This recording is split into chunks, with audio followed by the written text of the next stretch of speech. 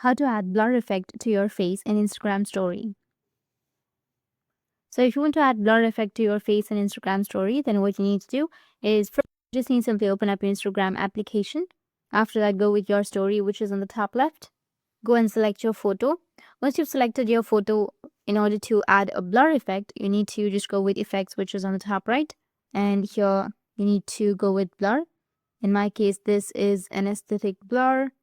You can go with this blur, or if you don't find any blur filters right here, then what you need to do is just simply go with the last section, or just go back and go with the camera, and here you need to go to the last of your effects, and here you will have browse effects on the bottom. Tap on it.